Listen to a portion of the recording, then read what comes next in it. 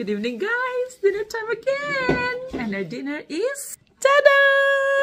Oh, di ba? I made some fried rice. At saka, nag-marinate ako ng chicken. Oh, ayan. So, nilitsyon ko. Hindi naman anong tawag dyan? Basta, lagay sa turbo. Yan. Kalahati lang yan ng isang buong chicken. Tapos, hinati-hati ko sa tatlo para tatlo kami. Ito yung sa asawa ko. Oh, ang ganda ng kanya. Iba yung kanya. Ayaw niya ng rice, syempre. Come on, honey. Let's eat. Yeah. Eating this stone. Ang aking parte ay yung sa gitna. Ako naghati eh. Tinanggal ko yung sa may pakpak, pitso, may shoulder ng ng pakpak yan.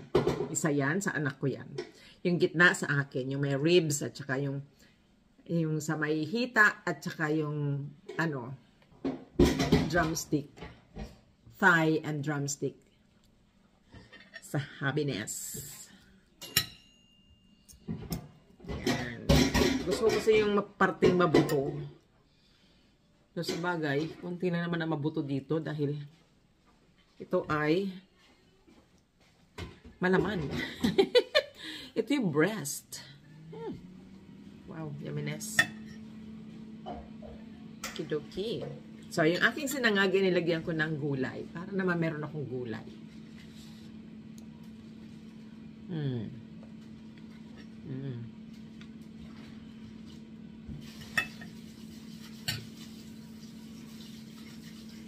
Kain tayo, guys.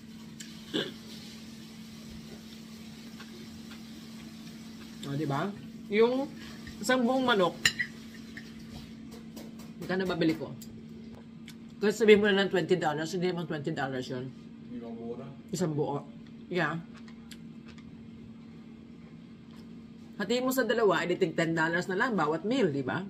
Oh, you haven't got water. Tapos, hatiin mo sa tatlo, edi per person, magkano lang $10? $3 something lang. Di ba? Napakamura.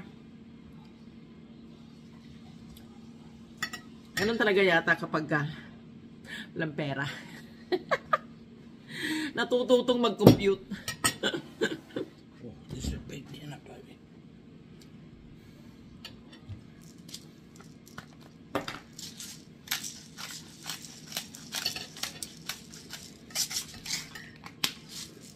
Kailangan mag-compute.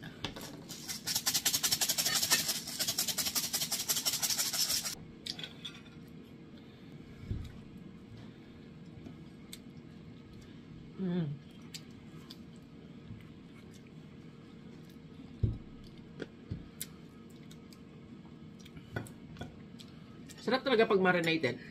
It's really delicious when it's marinated in it.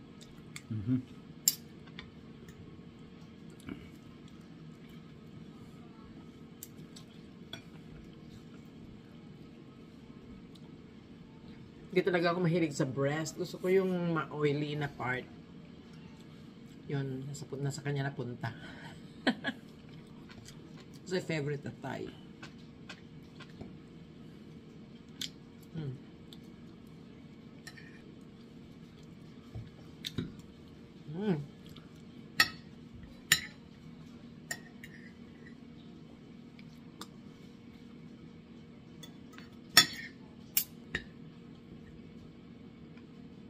Winter na talaga dito. Napakalamig. At may forecast pa, meron na blizzard.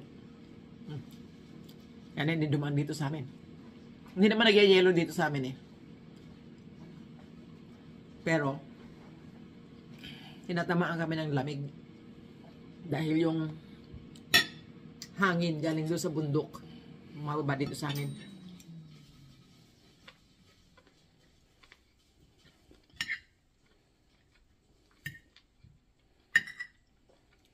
Parang ka nasa loob ng ref.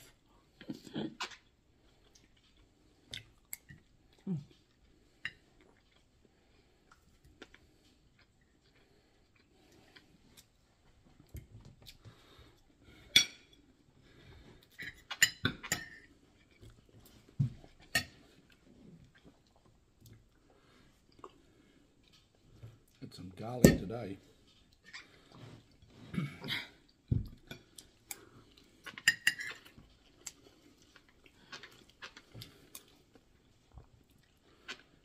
any vampires turn up at church tomorrow, they're going to bloody run. You're going to smell that much of bloody garlic. Hindi sila lapitan ng aswang. Sa dami ng garlic sa kanyang pagkain. Kumakain pa yan ng ano, buong garlic. Nagbabad ako ng buong garlic sa ano, sa honey. Tapos na ferment ayun lang ano na ba, may isang buwan na yata. Doon sa garapon. Ginagamit ko yung honey para sa tsaa.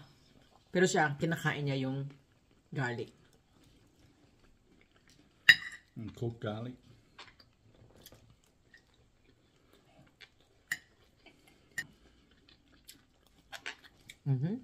Yan o. Ako lang nag-marinate niyan. Ang bento lang. She does a good cooked chicken.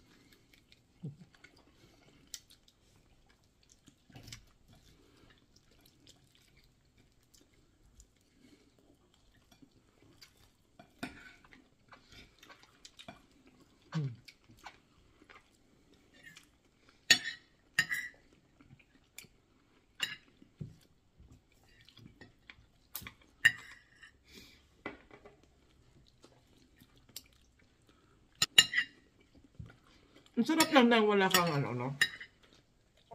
Wala kang inaalala, wala kang kinakatakutan. Ano sinasabi mga bawal-bawal? Kung yun lang ang kaya ng pera mo, hindi mo ba kakainin, di ba? Alam ko, may pagkakataon kasi talaga na parang nako-corner ka na wala kang ibang choice.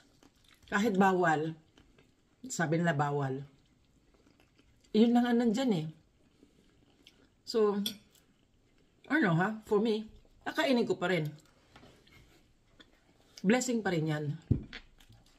Pagpapatunay lang na hindi tayo dapat yung bang stricto sa mga bawal-bawal sinasabi ng tao. Kung yun lang ang pagkain na nasa harapan mo, pagpasalamat at ipanalangin na maging kalakasan ng iyong katawan na hindi makakasama sa iyong katawan yung pagkain na yan. I-bless ng Lord yan. Kasi sa kanya pa rin galing yan pagkain na yan.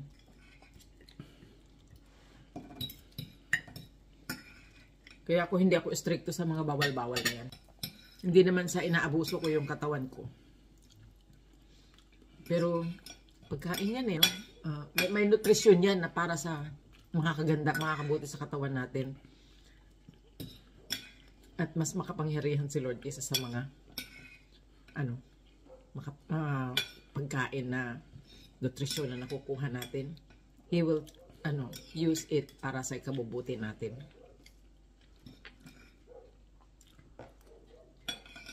Hindi ko alam sa inyo, pero ako pinagpapasa Diyos ko ang lahat.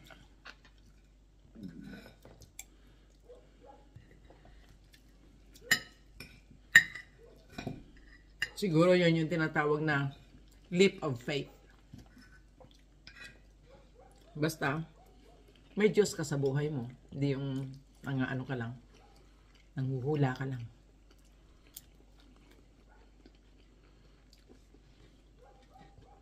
Marami kasi nasasabi, bahala na si Lord. Wala naman silang relasyon sa Panginoon in the first place. Dapat may relasyon muna tayo sa Kanya. Kasi parang mo lang ibinigay ang tiwala mo sa taong hindi mo kilala. Parang ganun. Kilalanin mo muna si Jesus.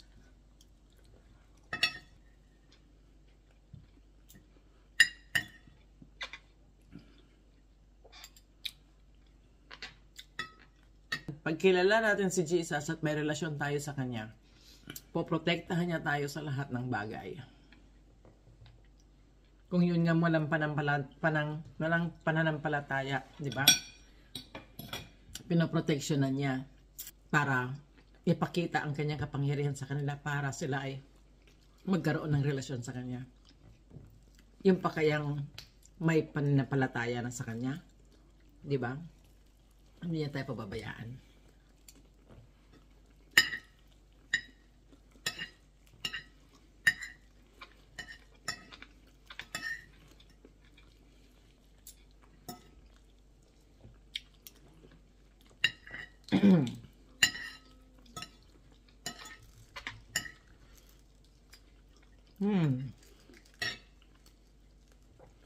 Based sa mga pangyayari.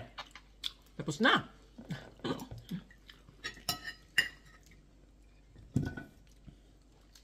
There you go. That's dinner. Done and dusted. So, there you go, guys. Good night and God bless. Bye.